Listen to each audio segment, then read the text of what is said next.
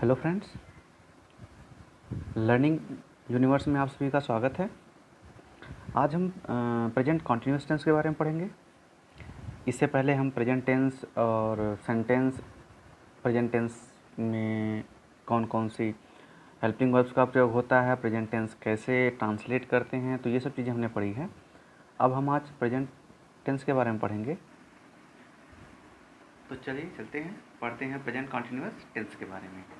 अब सबसे पहले ये ज़रूरी है कि हम जान लें प्रेजेंट कॉन्टिन्यूअस टेंस होता क्या है।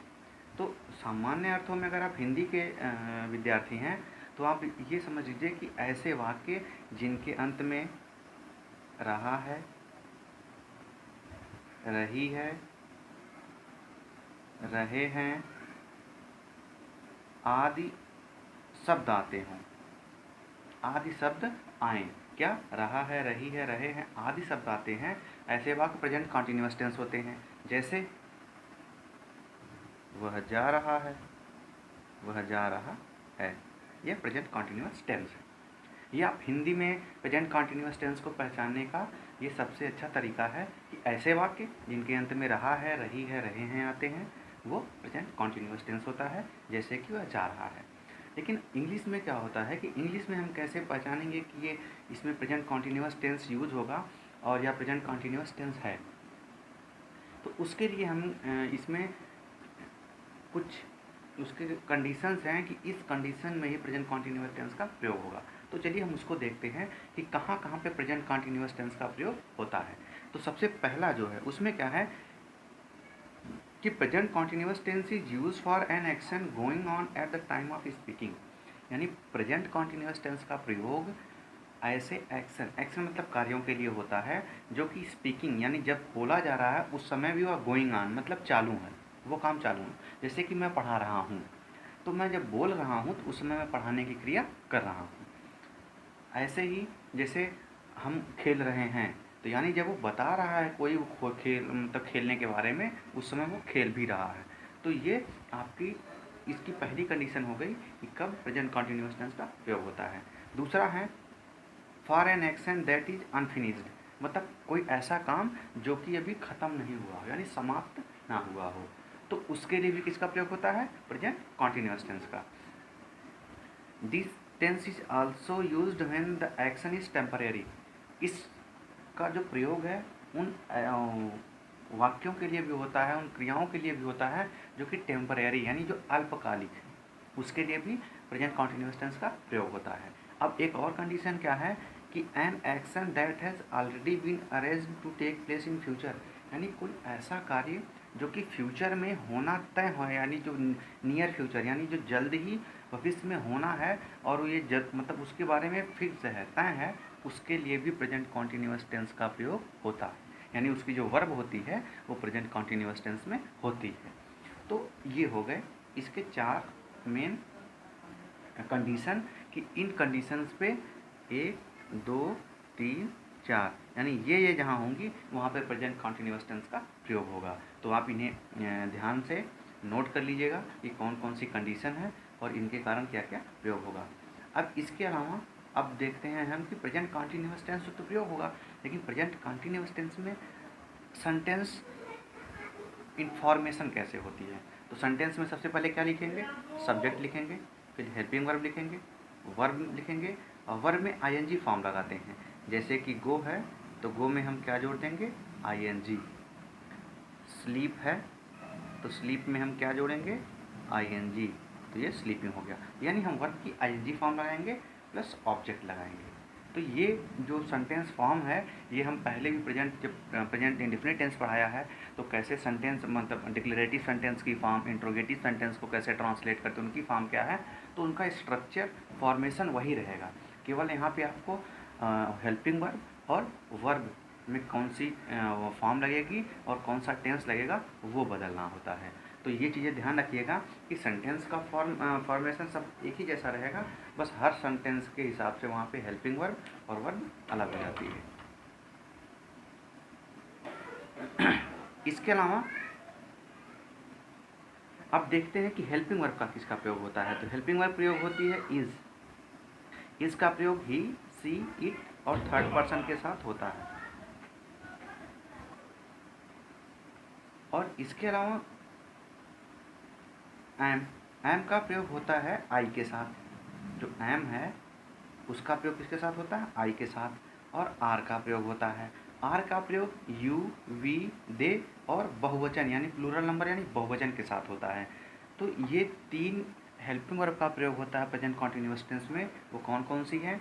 इज, एम और आर। ये 3 हेल्पिंग वर्ब्स हैं जिनका प्रयोग होता है। और इनका किससे किसके साथ प्रयोग होता है यहाँ हमने लिख दिया है। तो आप इसे नोट कर लें और हमेशा के लिए याद कर लें कि इज एम आर का प्रयोग होता है। और इज एम आर के साथ जहाँ भी इज एम आर आएगी वो इन पर्सन्स के साथ उनका प्रयोग होता है। अब इसके अलावा अब आगे हम देखते हैं कि इनके कुछ एग्जाम्पल। तो इन एग्जाम्पल्स पे हम चलते हैं और उनको ट्रांसलेट करेंगे कि जो हमने अभी रूल पढ़े तो प्रेजेंट कॉन्टिन्यूअस टेंस की कंडीशन क्या होती है और कब का प्रेजेंट कॉन्टिन्यूअस टेंस का प्रयोग होता है। तो सबसे पहला जैसे हम पढ़ रहे थे एन एक्शन गोइंग ऑन, यानी ऐसा कोई एक्शन जो कि चल रहा है, स्पीकिंग जब हम बोल रहे हैं उस समय के लिए। जैसे वह गा रही है, तो अगर वह गा रही है तो इसका कैसे हम ट्रांसलेशन करेंगे? तो वह गा रही का ट्रांसलेशन क्या होगा? वह की इंग्लिश क्या है? ही और सी। लेकिन ये लड़की है तो इसलिए यहाँ पे क्या प्रयोग होगा? सी। सी लिखा हमने। इसके अलावा अब सी, सी क्या है? थर्ड पर्सन, एक वचन है। तो सी के साथ हेल्पिंग वर्ब क्या लगेगी? इज। सी इज गा रही है। गाना की इंग्लिश क्या होती है? सिंग। तो सिंग में क्या लगेगा? I N G. She is singing. ये हो गया इसका ट्रांसलेशन। ये इसका क्या हो गया? ट्रांसलेशन। अब इसका दूसरा हम देख लेते हैं। जो दूसरा है उसको देखते हैं कि उसमें क्या है। बच्चे हॉकी खेल रहे हैं। अब सबसे पहले क्या लगेगा? सब्जेक्ट। सब्जेक्ट क्या है? बच्चे, यानी चिल्ड्रेन। चिल्ड्रेन। अब चिल्ड्रेन प्लूरल नंबर है तो चिल्ड्रेन के साथ क्या लगेगा? आर। चिल्ड्रेन आर क्या कर रहे हैं? खेल रहे हैं। क्या खेल रहे हैं? हॉकी। तो सबसे पहले खेलने की अंग्रेजी क्या होगी? Playing hockey. ये हो गया, यानी चिल्ड्रेन आर प्लेइंग हॉकी। ये इसका ट्रांसलेशन हो गया। चिल्ड्रेन सब्जेक्ट हो गया, आर हेल्पिंग वर्ब हो गई, प्लेइंग वर्ब हो गई और ये ऑब्जेक्ट हो गया। अब इसी के साथ एक और एग्जांपल लेते हैं कि अगर जैसे कि निगेटिव है, जैसे वह नहीं खा रही है, वह नहीं खा रही है। अब इसको हम ज़रा ट्रांसलेट करके देखते हैं तो कैसे ट्रांसलेट करते हैं। देखिए वह की इंग्लिश क्या होगी? सी इज़, नॉट की जगह नॉट हो जाएगा। खाना की अंग्रेजी क्या होती है? Eating. She is not eating. ये इसका ट्रांसलेशन होगा। बहुत ही सिंपल है, यानी आपको ज़्यादा दिमाग लगाने की, परेशान होने की ज़रूरत नहीं है। बस आप एक बार समझ लीजिए कि इसमें सी के साथ इज़ लगेगा, नॉट लगेगा और टी ईटिंग में आईएनजी लग जाएगा, तो सी इज़ नॉट ईटिंग। अब अगला पे हम चलते हैं। अगला इसका कंडीशन है कि फॉर ए टेम्परेरी एक्शन। अब टेम्परेरी एक्शन क्या है? जैसे मैं अभी रामायण देख रहा हूँ, यानी ये कोई परमानेंट एक्शन नहीं है, ये कुछ समय के लिए अल्पकालीन है। तो इसके लिए क्या होगा? मैं की अंग्रेजी क्या होती है? आई। आई के साथ क्या लगता है? एम। आई एम रामायण देख रहा हूँ। क्या वर्ब क्या है? देखना। क्रिया है देखना। देखना की अंग्रेजी होगी वॉच। I am watch. अब वॉच में क्या लगाएंगे? आई एन जी। आई एन जी लगा देंगे। I am watching Ramayan. ये आपका ट्रांसलेशन हो गया। तो ऐसे ही बहुत आसान है। आप देखिए, आई लगाया, आई के साथ एम, वॉच में आई एन जी, रामायण, ये हो गया। अब अगला है मैं आजकल कालिदास को पढ़ रहा हूँ। ये भी एक टेम्परेरी एक्शन के बारे में बता रहा है कि मतलब जो कुछ समय के लिए कालिदास को पढ़ रहा हूँ। तो आजकल की अंग्रेजी हो जाएगी now days. Now days I. अब नाउ डेज को आप बाद में भी लगा सकते हैं। तो अगर इसको बाद में लगाएंगे तो इसको यहीं छोड़ दिया। आई एम पढ़ रहा हूँ, रीडिंग। रीड होता है पढ़ना का अंग्रेजी, उसमें आई एन जी जोड़ दिया। I am reading Kalidasa. Nowadays. बस ये आपका इसका ट्रांसलेशन हो गया। मैं कालिदास को पढ़ रहा हूँ तो मैं की अंग्रेजी होती है आई, आजकल की अंग्रेजी होगी नाउ डेज, तो चाहे यहाँ आप लास्ट में लगा दीजिए, चाहे इसको पहले भी लगा दीजिए। Am helping verb, reading Kalidasa, मैं कालिदास को पढ़ रहा हूँ, तो ये इसका ट्रांसलेशन हो गया। अगला जो है उसके बारे में हम पढ़ते हैं कि for an action happening in near future, कोई काम जो एकदम फ्यूचर में होने वाला है, तो वो टेंस वो भी केस में प्रयोग होता है, वहाँ पे वर्ब प्रेजेंट कॉन्टिन्यूस टेंस में प्रयोग होगी। किसमें?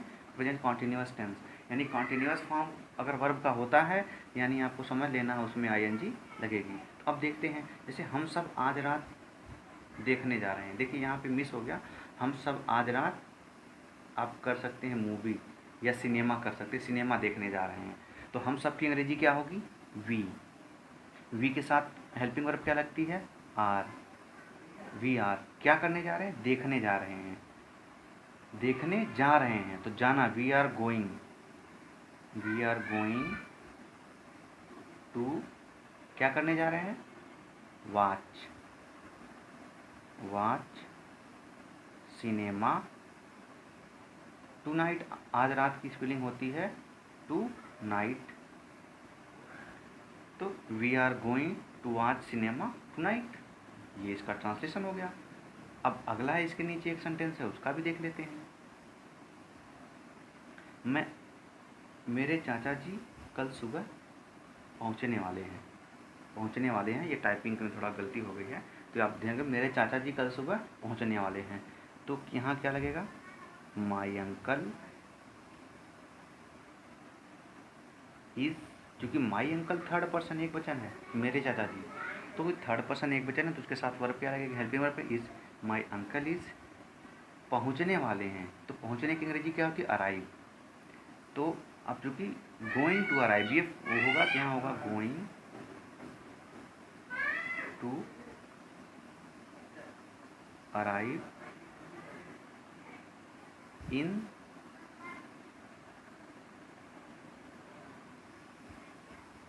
ये इन नहीं लगेगा, टुमारो मॉर्निंग होगा, टुमारो मॉर्निंग।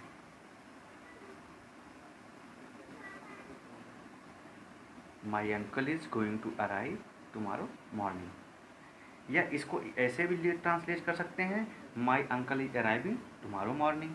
इसको ऐसे भी आप ट्रांसलेट कर सकते हैं कि मेरे चाचा जी, my uncle is arriving tomorrow morning, ये हो गया।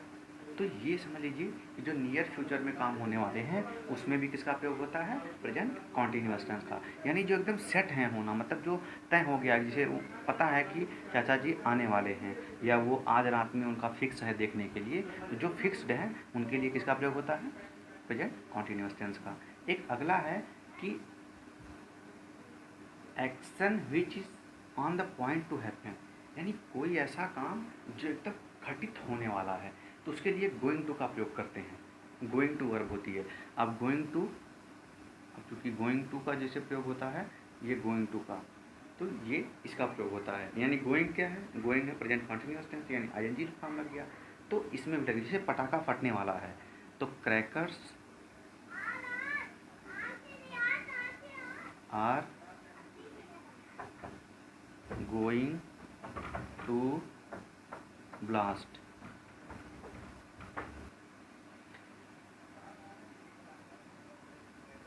मैच शुरू होने वाला है, तो मैच शुरू होने का क्या होगा? The match is going to start. तो ये इसके एग्जाम्पल हो गए, जो सारे कंडीशंस थी उनमें कैसे कैसे उनके एग्जाम्पल है और उनका हमने ट्रांसलेशन कर दिया।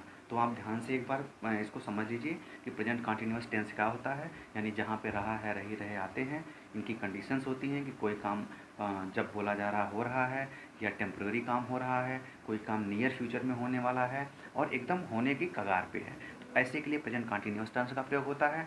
इसमें सहायक क्रिया इज एम आर का प्रयोग होता है। सहायक क्रिया किसका प्रयोग होता है? इज एम आर का प्रयोग होता है, वर्ब की आईएनजी फॉर्म लगती है और helping verb is am are का प्रयोग होता है। इतना ही, बहुत सिंपल है प्रेजेंट कॉन्टिन्यूअस टेंस। आशा है आपको बहुत अच्छे से समझ आ गया होगा। अगर आपको ये वीडियो पसंद आता है तो आप हमारे चैनल को लाइक करें और सब्सक्राइब करें। धन्यवाद।